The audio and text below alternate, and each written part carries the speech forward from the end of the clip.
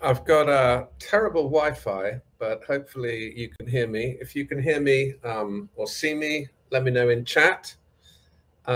Jeff, if you're there, let me know and I'll bring you on. A little bit of a different time today from normal. Hey, Knowledge. Hi, Jeff. Yeah, late night Paul for UK, but I'm not in the UK. Hi, Tsumabuki. Nice to see you. I'm glad you can hear me. So let's get Jeff on without further delay. Hopefully we won't have any crashes today. Hi, test 1, test 2. Last week we had crashes on this show and on my Traitors Roundup show. So let's see. I'm calling Jeff. Let's see if he can join in. Oh, it's crashed your app again? Unbelievable. Huh. How annoying. I'll just have to, I reported it. I'll just have to try again, I guess. I'm calling you again. Oh. There we go. Second time worked. Yeah, I know. Sorry. I mean, I did report it. I'll have to keep reporting it. I'm in Knowledge is Power says, hi, Jeff. And Ellie says, it's my favorite person and Jeff. Oh, that's kind. Yeah, I'm in Florida. It's a little bit warmer than England and quite windy, but I've got terrible Wi-Fi in this hotel. So I've tried to come to the place with best Wi-Fi. So some exciting news is that we may have a special guest. Do you want to explain what happened and how? I mean, I'll tell you the follow-up. Yeah. So we want to let the cat out of the bag. Do you want to wait? It's up to you. We could just say we have a special guest possibly come in. Yeah, we might have a special guest from the actual show. Yeah, we might have a special guest from the actual show for next week's finale. And if you're watching the show, it's someone good, and it's kind of a legendary person, actually. So that'd be super interesting. So we're going to discuss The Curse episode 9. We'll do our usual and take it in turns. Maybe I'll start off with a kind of, you know, I got a bunch of like small funny things, but I thought the jeans fitting was most amusing. They had the other couple who seemed like very funny, and I bet they wish they had that couple in the show fitting the jeans on, and he couldn't get the jeans on. It was just funny. Fitting jeans on like that is just a funny scene. And she was helping him kind of do up the jeans. And then, of course, Asher and Whitney restage the fitting of the jeans later on in the episode to try and get some fun out of it. That was just a small start bit for me.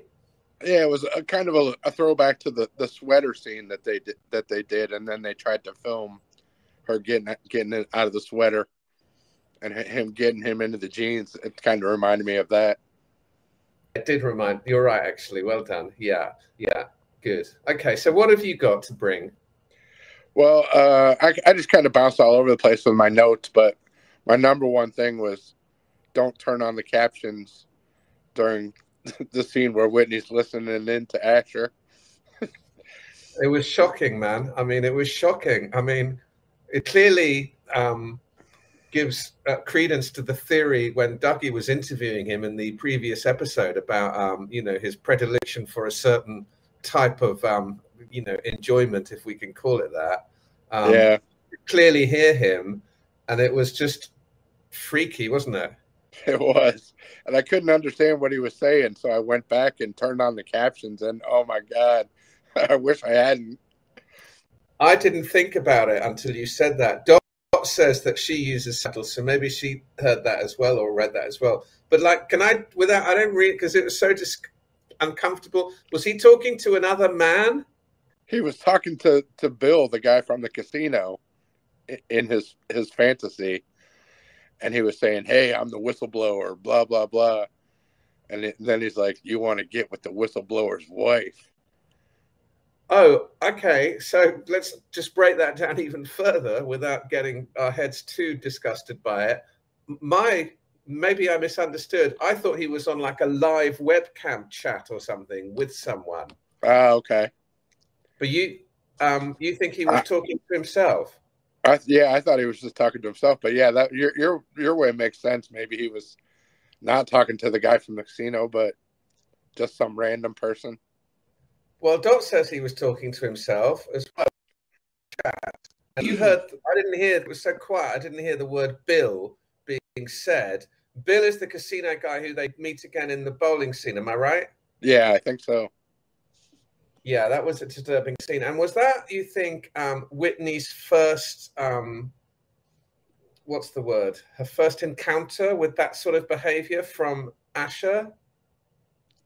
I don't think it's the first time, because in the first episode there was that scene where they were together and he was kind of talking about it then too.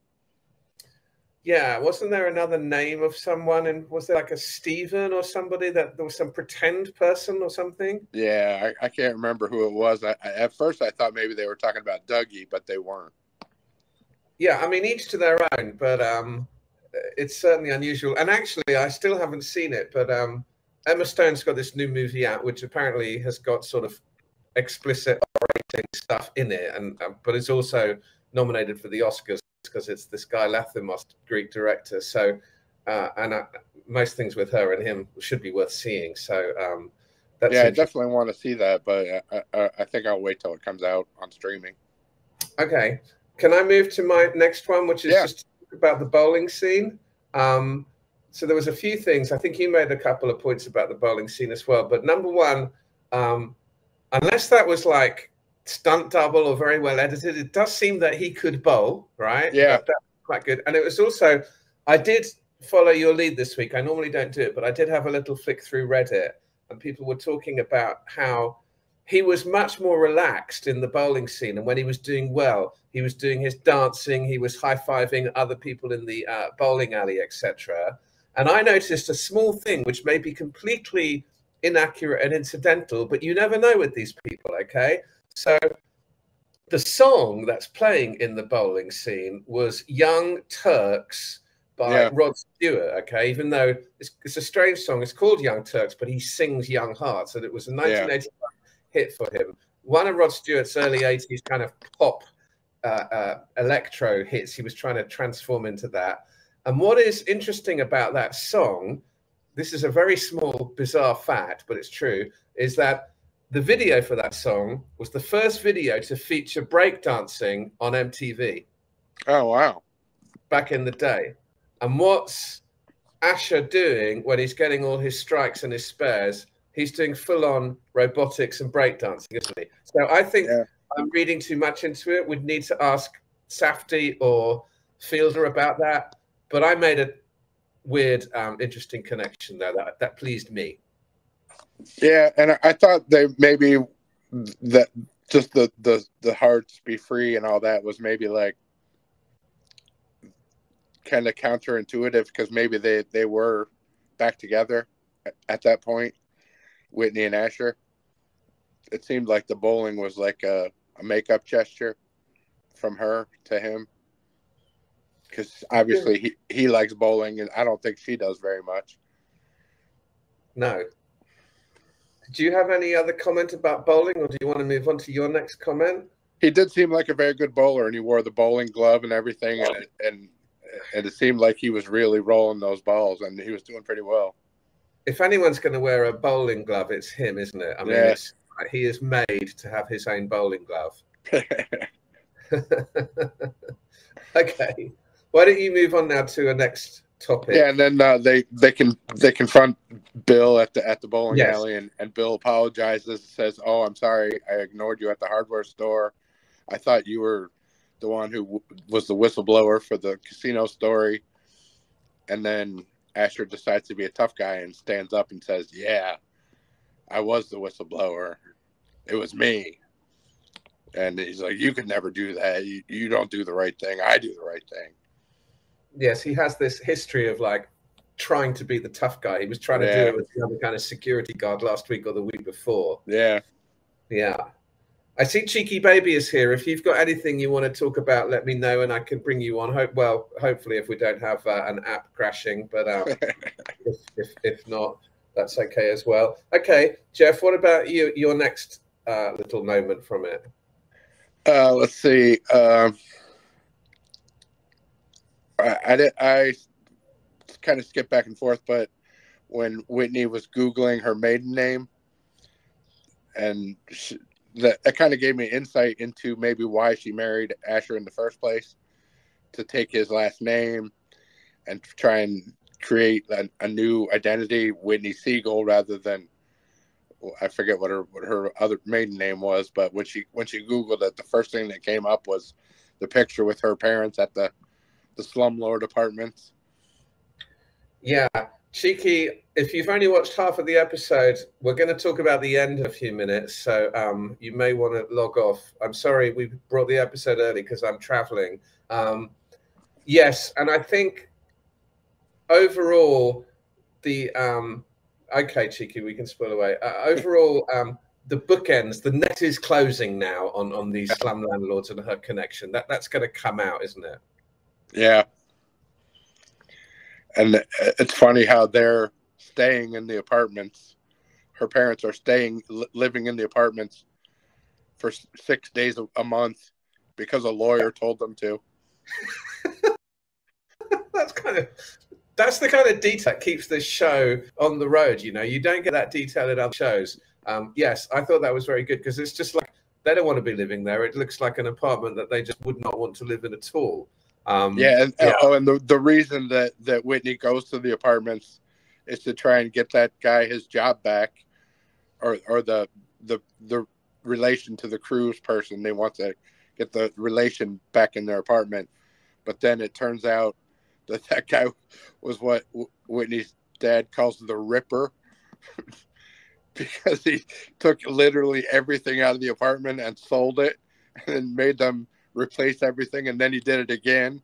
He took everything and sold it again. Yeah. Dot says, I forgot what he whistle blew about, referring back to the casino. Oh, yeah. Do you want to explain? I think I had that, but it is a good question, actually. He gave the news people a story about the casino, and they had these things where you could, if you were a problem gambler, you could exclude yourself from going into the casino.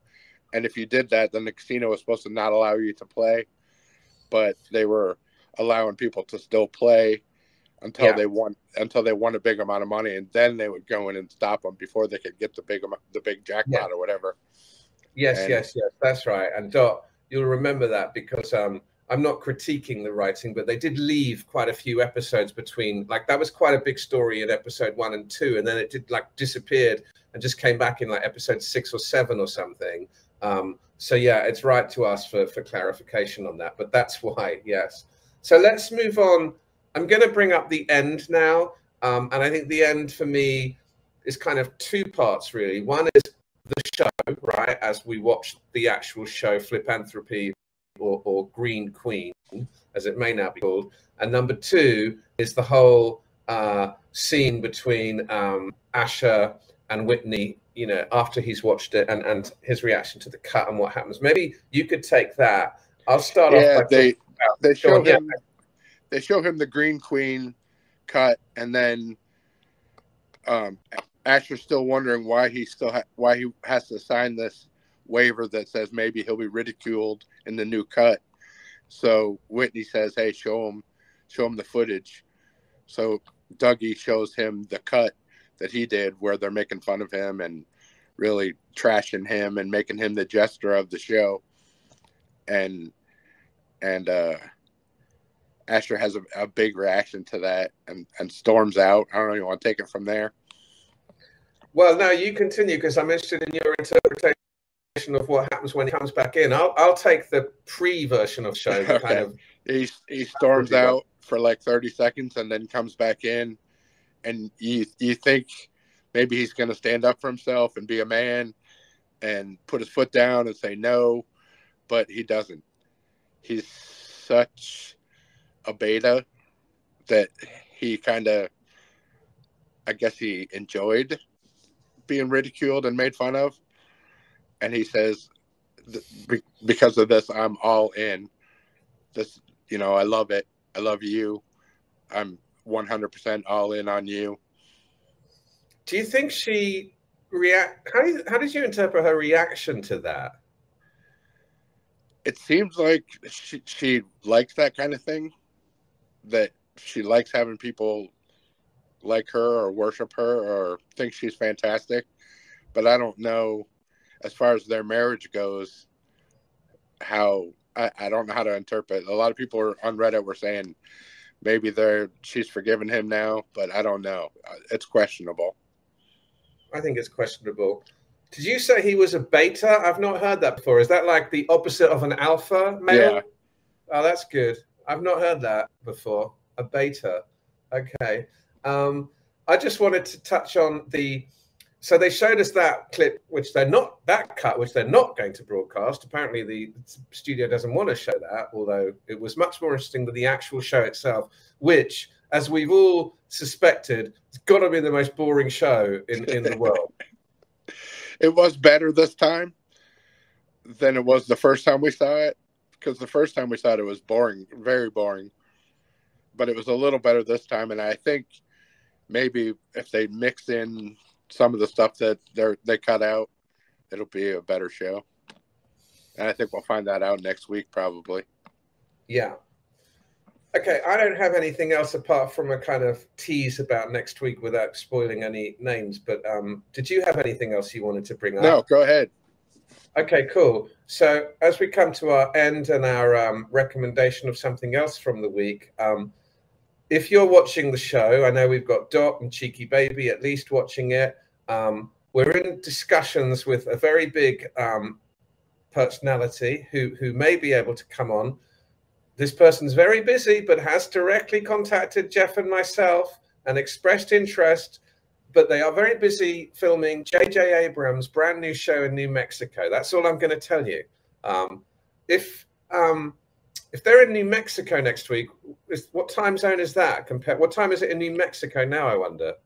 Yeah, I think it is Mountain Time, maybe, which is 2 hours earlier than us. I was thinking that. Like 4:20 or coming up to 4:20. Yeah, Dot says Mountain as well. Well, fingers crossed, we'll see. I've said to the person to get back to me. I'm not going to push them. Yeah. I'll push them Friday if they don't come back. This person has got, as we've already seen, other interesting connections to the things that are going on in the show. I sent you that little bizarre link. And also, I don't know if I sent you the bizarre link about this person has a very strange collection of things, which you can read about. I'm not going to give too many clues away, but we'll come back to that. We will let you all know about next week's show presently. I'm going to be back in the UK on Friday. I've got a couple of things happening next week. I've got a funeral waiting to be arranged. So once I know that, we'll know our times and we can work out the time together. But it might be probably revert to the norm, you know, like 5 p.m. London noon or 11:30 your time, something like that, but we can see. So to finish, as usual, do you have any recommendation of the week? I watched Funny Woman. Have you watched this? It's Gemma Atherton. It's set in the 60s. It's based on a book by Nick Hornby. It was out in England last year. And that's what I was going to say. But they ran the entire series last year. And now they're just showing it in America now. And it kind of came and went and didn't really make that much of a splutter. But what was it like? It was very good. Oh. Kind of like The Marvelous Mrs. Maisel a little bit. Okay. The one thing I really like about it is I think they've incorporated actual footage from the 60s, like video footage or movie footage, and they kind of edit her into it, and they do a really good job of it. Like the interstitial scenes are like out on the street and building facades and stuff, and then you see her kind of walk into a building or something in this footage. It's really cool the way they've done it, and they made it look very 60s-ish. And the guy that plays her dad was Frank Gallagher on the UK Shameless show. Yes. Did you watch Shameless? No, but I know who you mean. I can't remember his name, but I know the guy you mean. Yeah, okay. And was this a series or a film? It's a series, and they've shown one episode here so far, but I think there's 6 of them. Okay. Yeah. All right. Well, that might be a nice thing to put on my list to watch with my wife. Actually, that sounds good. And what's the kind of premise of the show, like in a nutshell? Well, she's like a beauty queen. She wins Miss Blackpool. I don't know what Blackpool is. Yeah. Maybe you're more familiar with that. Yeah. Yeah. And then she kind of abdicates her throne when she finds out what being the beauty queen entails, like going to car shows and opening stores and glad handing with people. And so she doesn't want to do any of that. So she kind of gives the runner-up her crown and takes off and moves to London and gets a job at a department store while she tries to find like acting work. And she wants like Lucille Ball is her hero. She wants to be like Lucy. Okay. And is it fiction? It's not based on a real story? It's based on a book by Nick Hornby. Oh, okay. So it's a Nick Hornby one. Okay. Well, he normally does certain style quite well. Yeah. Okay. Good. So that's a good one. Cheeky Baby says, is it Keanu for Constantine 2 next week for the guests? You'll have to see. And also, if you like old footage, we do all like old footage. My recommendation of the week is a film. And I'm going to recommend the film Anatomy of a Fall. Have you heard of that film? I've heard of it at the Golden Globes. That was the first I've heard of it. That's the French film. Correct. It won 2 Golden Globes. I believe, weirdly, because of strange rules to do with French cinema, it is not submitted for Best Film at the Oscars, but it is a specific take on the courtroom drama that... Is it entirely successful? I'm not sure. Is it watchable? Yes. Is it engrossing? Yes. Is it different? Yes. I enjoyed it. The woman in it who is the lead is Sandra Huller, who's also the lead in the other film I mentioned about a few weeks ago, The Zone of Interest. She's having like a career year. She is also well known for an incredible film from about 6 years ago called Tony Erdmann. Did you ever see that film? No. Sounds familiar, though. Yeah, Tony Erdmann is like one of my favorite films of the last 20 years. It's just it's such a brilliant film. It's so brilliant. But this lady is the lead again in this, and that's a well-deserved 2 Globes at the Golden Globes, and it also won the best film at the Cannes Film Festival last year. So I enjoyed it. It was a really good watch. I saw it. I was in New York. I saw it at the Lincoln Center, which is like a kind of a church of cinema, and it was absolutely packed. There was not a single seat. Tony Erdmann, T. Erdmann. Oh, yeah. Turdman. God, I only forgot that. Dot, is that real? God, I've thought about that film so much, and I've never thought about that. Yeah, okay. So Anatomy of a Fall was my one. We'll have more next week. Okay, well, look, thank you for that. I'll message you about next week. And thanks everyone for joining. We'll just play it by ear. If our guest has a certain time that they can do, I'll try and make it work no matter when it is. And what I think we should try and do, because I like doing this, if you like doing it, we should try and spot our next series. But I think it has to be the way that they're released. You know what I mean? It's like one a week on both sides of the Atlantic. Because if it's all available, then you can't talk about it week by week. Right. It's got to be a week by week on both sides of the Atlantic. So let's try and look out for something. Yeah, for sure. It's going to be harder for me to access it, but I have Paramount. I could probably access most things. I've got a VPN. The U.S. version of The Traitors is starting next week, I think. Season 2 of The Traitors. Yeah. We did season 1 the other day. I'll chat about that. George is joining me. It's tremendous. It's great fun. But we'll talk about that in the Traitors show. Yeah. All right, listen, have a good rest of evening. Thanks, everyone, for joining, and speak to you all soon. Okay. You too. Have a safe trip home. Thank you. Okay, bye. Bye. Bye-bye. Thanks, Omi. Bye.